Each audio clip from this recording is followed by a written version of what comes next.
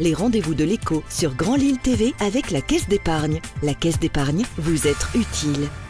Bonjour à toutes et à tous et bienvenue sur Grand Lille TV pour cette nouvelle édition du Rendez-vous de l'Écho. Aujourd'hui, nous accueillons le directeur général des crèches Rigolo comme la vie, Jérôme Aubry. Bonjour. Bonjour.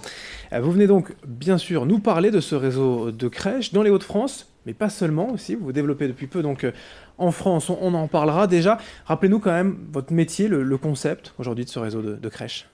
Alors, Rigolo comme la vie, c'est un réseau de crèches, on va peut-être le quantifier, c'est 39 crèches en France, dont 36 dans les Hauts-de-France, dont 35 dans le Nord.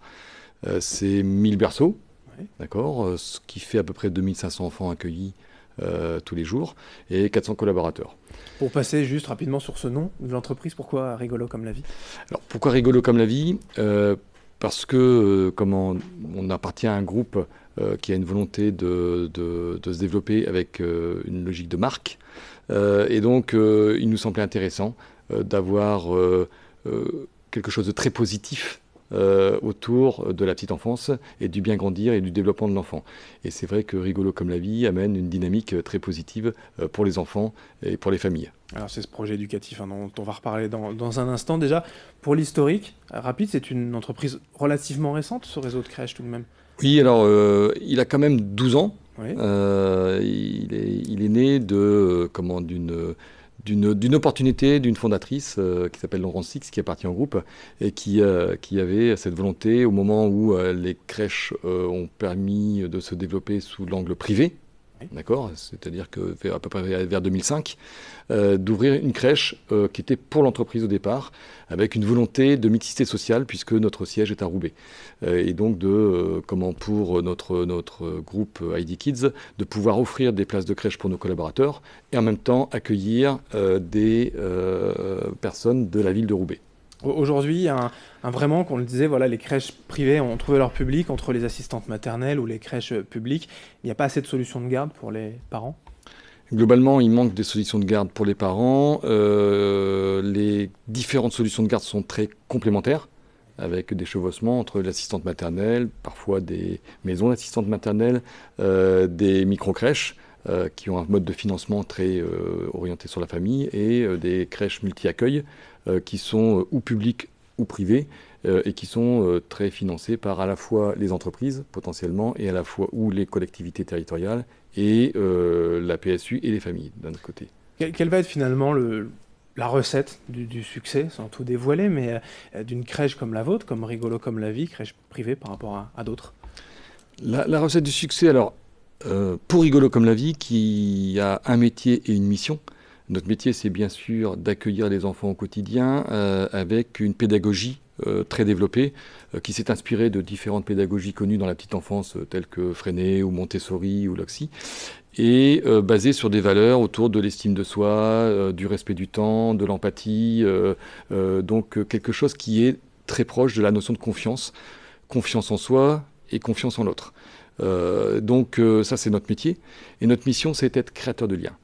Et c'est en cela où on est un peu singulier par rapport aux autres crèches privées. C'est notre volonté de créer du lien entre les différents enfants et les différentes familles.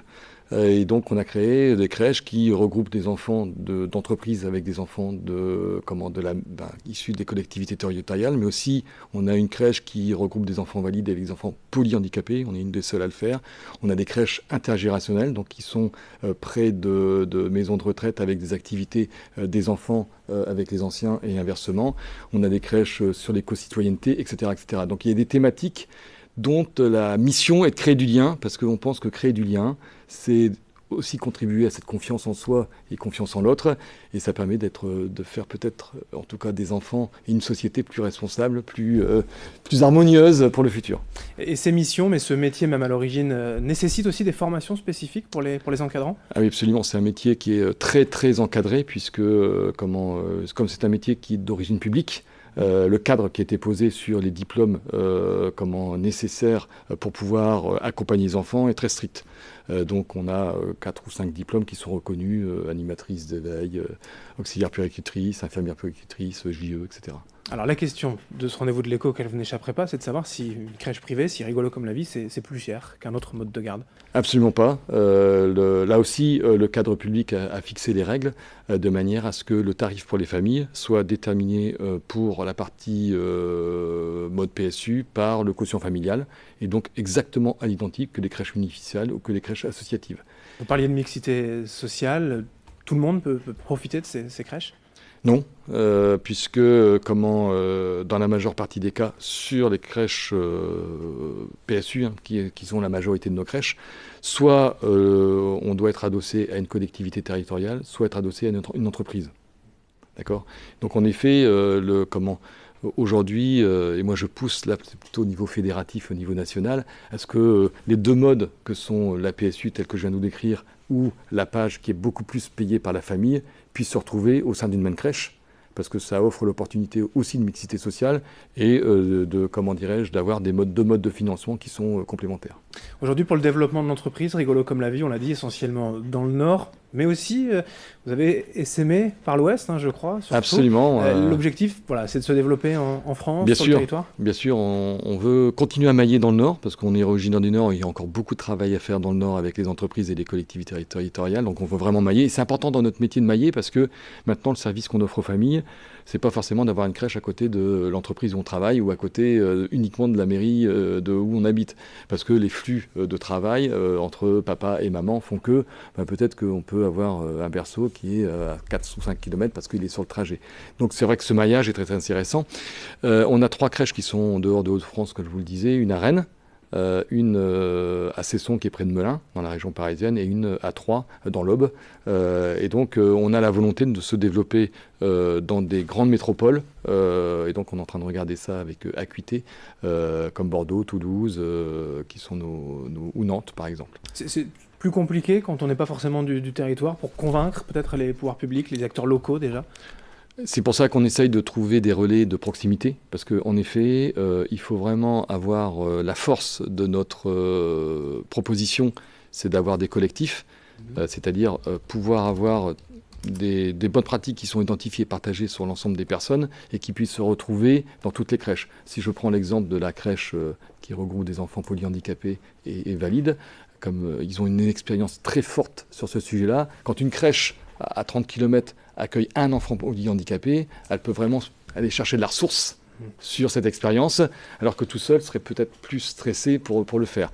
Donc ça, c'est cette force, et cette force, on veut le développer à la fois en global et en proximité, vous avez complètement raison, en faisant du lien avec les entreprises et les collectivités territoriales pour monter des crèches en dehors des Hauts-de-France. Donc on a la chance de partenir à un groupe qui est lui pour le coup implanté mondialement et donc qui nous permet d'avoir des relais de proximité importants. Un site internet bien évidemment, rigolocomelavie.org.